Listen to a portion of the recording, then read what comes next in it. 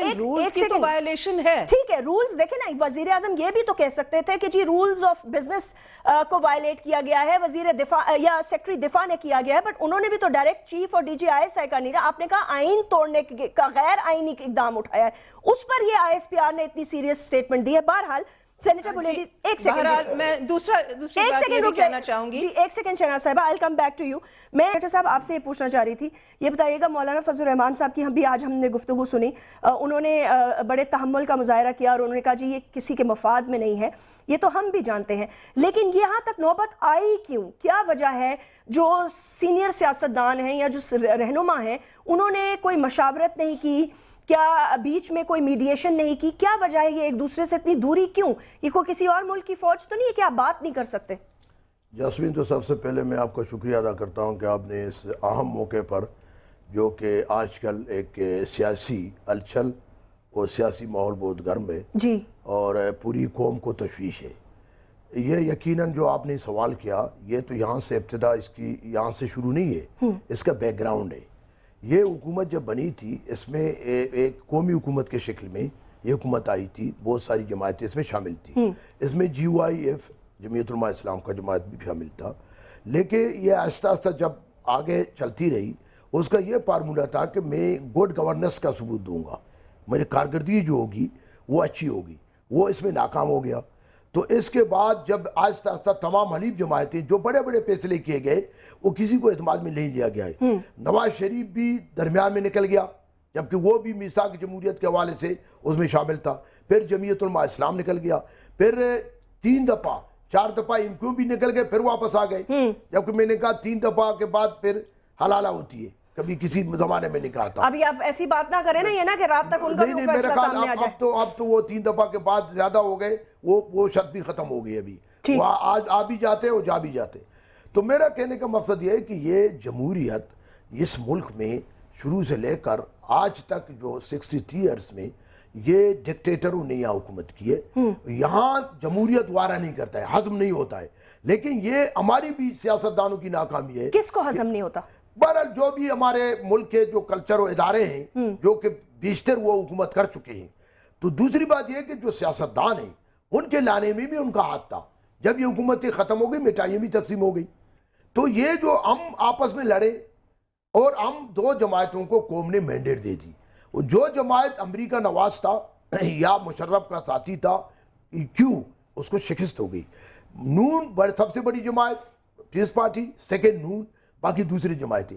لیکن میں حیران ہوں کہ سب سے اس جو ابھی موجودہ حالات ہیں سب سے زیادہ ذمہ داری نواز شریف اور زرداری پر آتی ہے, 2 جماعتوں کی حالات خراب کرنے کی, خراب کرنے کی. کیونکہ اگر ہم آپس میں لڑیں گے تو تیسری قوت, آپ آپس میں کہاں لڑ رہے ہیں, آپ تو فوج سے اور سپریم کورٹ سے لڑ رہے ہیں. دیکھو ادھر میں سمجھتا ہوں کہ یہ جو موجودہ حالات ہیں اس میں اگر ہم آپس میں بیٹھ کر یہ جو ملک میں ایک بے چینی ہے, لا اینڈ آرڈر, بے روزگاری, کرپشن اور گڈ گورننس نہ ہونے کی وجہ سے لوگ بیدار خودکشی پر تیار ہیں, تو اگر یہ حالات میں اگر تمام جماعتیں جو اپوزیشن تھی, نواز شریف بھی, جمعیت علماء اسلام, تمام جماعتیں اگر اکٹھے بیٹھ کر, آپ بیٹھ رہے ہیں نا, آپ نے خط لکھے ہیں ایک دوسرے کو, لیکن بہت دیر آئے درسایت بہت دیر ہو گیا.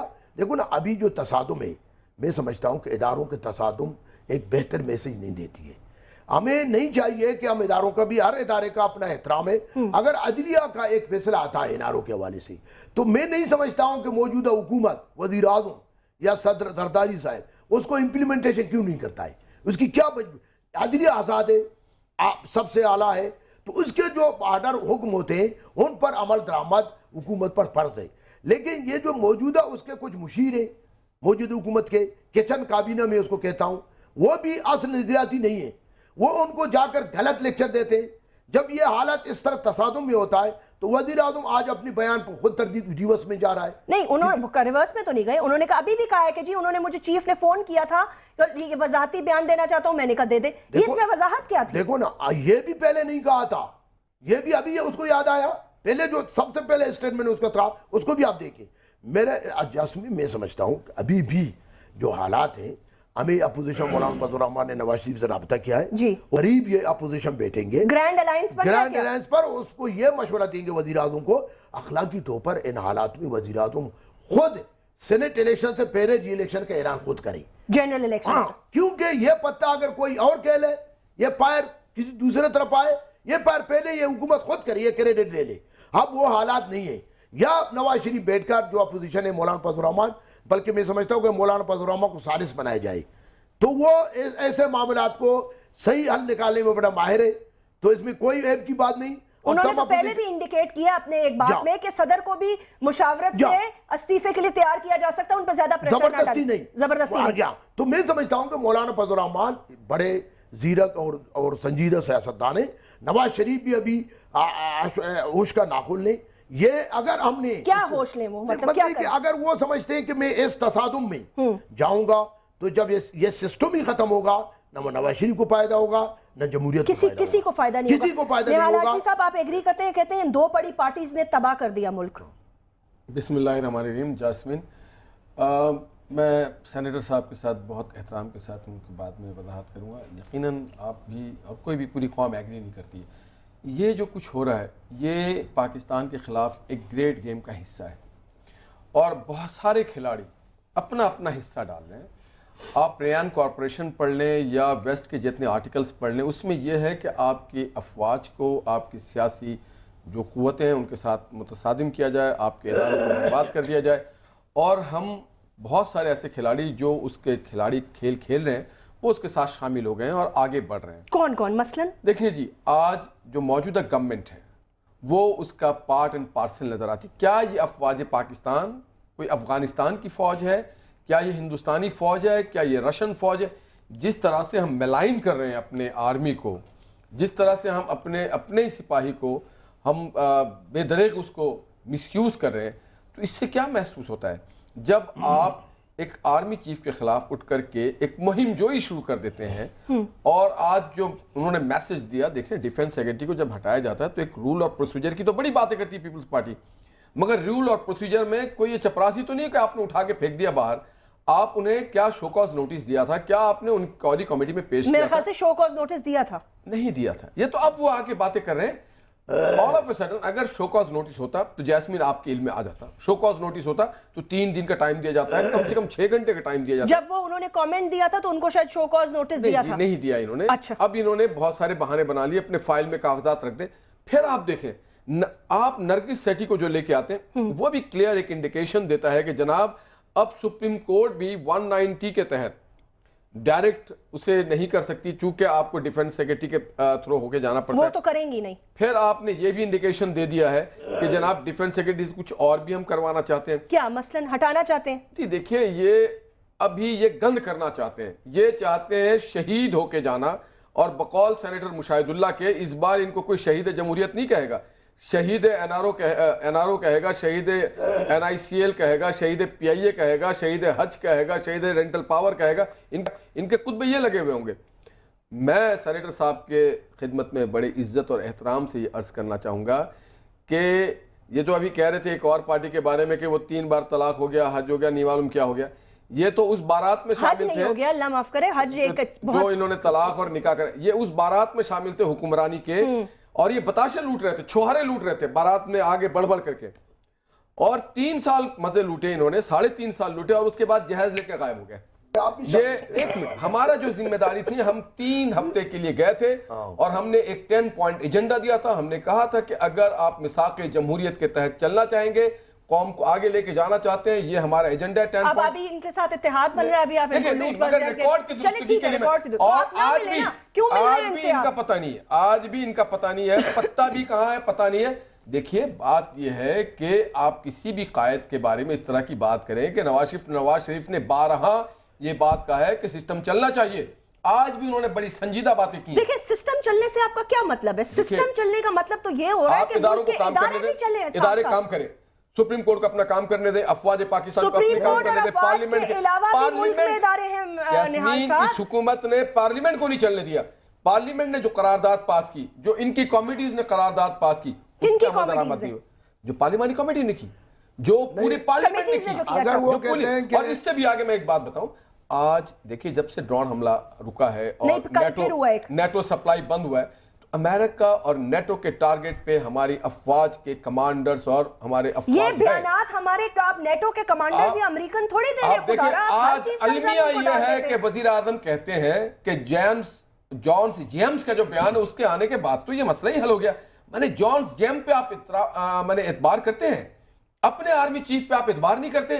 میں نے غضب خدا کا کس طرح کی حکمرانی ہے, دونوں کے درمیان دیکھیں دوری پیدا ہو جائے. بات یہ ہے کہ کوئی بھی ہمارا آرمی چیف مگر وہ پاکستان کے مسلح افواج کا سربراہ ہے. میں ایگری کرتی ہوں. آپ جیمز کو آپ اعتبار کرتے ہیں, آپ ڈیگریڈ کر رہے ہیں اپنے افواج کو, آپ ان کا مورال ڈاؤن کر رہے ہیں. اچھا یہ بتائیں مجھے, خالی یہ بتائیں کہ یہ جو دو سٹیٹمنٹس ہیں یہ اتنی مختلف کیوں ہیں؟ پریس ریلیز کہہ رہی ہے دی honourable prime minister has levelled serious allegations against the chief of the army staff D J. دیکھیں یہ دو جنرلوں کی بات نہیں ہوتی, اس کا اثر جو ہے نا پوری فوج تک جاتا ہے. اب جو سرحدوں پہ لوگ کھڑے ہیں وہ یہ کیا کہہ رہے ہیں کہ ہمارے کمانڈر ان پوری چیف کو دنیا ہنس رہی ہے. آج کے ٹیلی ویژن پہ پاکستانی قوم کی بلڈ پریشر ہائی کر دیا انہوں نے. لوگ ڈپریشن میں چلے گئے کہ اس ملک کے ساتھ یہ کیا مذاق کر رہے ہیں. یہ مذاق کرنا چاہتے ہیں کہ نہ کھیلیں گے نہ کھیلنے دیں گے. یہ وہ والا کام کرنا چاہتے ہیں کہ اگر ہم نہیں تو کوئی بھی نہیں. میں یہ سمجھتا ہوں تو یہ اتحادی جو یہ بیان آئی ایس پی آر کا, دیکھیں اتحادی تو ہم نہیں ہیں ان کے, ہم نے تو ان کو پنجاب حکومت سے بھی نکال باہر کیا کیونکہ رول آف بزنس کے تحت یہ نہیں چل رہے تھے, گورننس نہیں. آج اس ملک کے ہر ادارے کو انہوں نے تباہ کر دیا. اب وقت ہے جو آج نواز شریف صاحب نے کہا اگر آپ کوئی مہم جوئی کریں گے قومی اسمبلی میں تو پھر اچھے نتائج نہیں ہوں گے. تو جو ریزولوشن کی تیاریاں ہو رہی ہیں اس پہ لوگ ساتھ دیں گے یا نہیں دیں گے؟ آج تو ہم نے اتحادیوں سے بھی ان سے بھی درخواست کی ہے کہ خدارا پہلے پاکستان ہے, پہلے آپ کی جمہوریت ہے. ایسا ہے نا کہ کوئی ریزولوشن آپ کی آنے پارٹی والی ہے. پہلے نہیں ہے, پارٹی کو بعد میں فوقیت دے. ایک منٹ سر صاحب, پارٹی بعد میں آتی ہے, پہلے پاکستان ہے. جی جی جاسمین, یہ جو ہمارے بڑے سادہ احترام ہیں, یہ جو مینڈیٹ عوام نے نواز شریف کو 90 سیٹ کا دیے, جی یہ تو آج تک فرینڈلی اپوزیشن کا کردار ادا کرتے رہے. میں بھی اس سینٹ میں تھا, اسحاق ڈار بھی ہمارے ساتھ تھے. یہ جب یہ باتیں کرتے, جمعیت علماء اسلام شروع سے کلیئر تھا. جمعیت علماء اسلام نکل گئے, وہ صحیح وقت میں نکل گئے. اور یہ بھی تاریخ کا ایک حصہ ہے کہ جس وقت جس حکومت سے جمعیت علماء اسلام نکلتا ہے وہ اس کے دراریں پڑتے ہیں. اس دن کے بعد سواتی صاحب کو ہٹایا نہ ہوتا تو آپ بھی نہ نکلتے. اس دن کے بعد یہ حکومت اسٹیبل نہیں ہے. دوسری بات یہ کہ یہ کہتے ہیں اس نے میمو گیٹ جب پارلیمنٹ موجود تھا, نواز شریف کو یہ کیا ضرورت تھی کہ میمی گیٹ کو سپریم کورٹ میں لے جائے؟ پارلیمنٹ موجود تھا, اس کے بندے نہیں سنیں, اس کے ممبر موجود تھے, اس کو ڈیبیٹ یہاں کرنا چاہیے تھا. کبھی ڈیبیٹ ہوا ہے یہاں؟ جی کبھی بھی ایسے ایشوز پہ کبھی پاکستان میں ڈیبیٹ ہوا ہے؟ ہر چیز تو رات کے اندھیروں میں بند کمروں میں ہو جاتا ہے. دیکھو نا, یہ ظلم ہے کہ ایک جمہوری بندے کو میمو گیٹ کو اس کو کسی کے کہنے پر گیا تھا, اور یہ میمو گیٹ کی وجہ سے یہ اعلیٰ تک پیدا. اگر خدا نہ خواستہ میمی گیٹ کی وجہ سے حکومت چلی گئی, اس کے ذمہ دار نواز شریف ہوگا. وجہ یہ ہے کہ اس نے پارلیمنٹ پر وہ نہیں کیا, اعتماد نہیں کیا, بالادستی پارلیمنٹ. ایک سیکنڈ سینیٹر صاحب, وہ ذمہ داری قبول کرنے کو ہم تیار ہیں اگر حکومت چلی جائے تو. اپنا ہی یہ موقف ہے آپ کی پارٹی کا کہ آپ نے کہا آپ کے پارٹی کے ایک سینئر ممبر جو اب نہیں ہے, چلے آپ کی پارٹی, انہوں نے کہا یہ وزیر اعظم کرپٹ ترین وزیر اعظم ہے, اس لیے ہم پارلیمنٹ میں کوئی چیز نہیں تھی. آپ لوگوں کا موقف تھا؟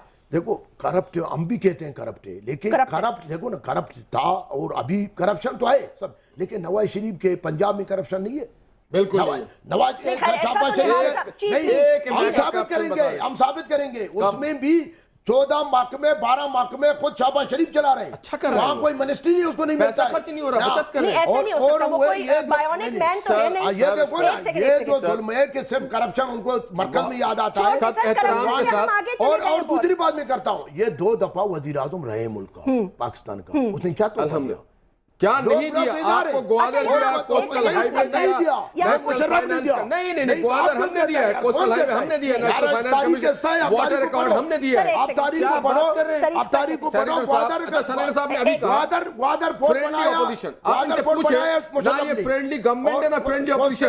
جب عبدالغفور حیدری کے لیڈر آف دا اپوزیشن کا الیکشن آیا تو یہ آصف زرداری صاحب سے ملے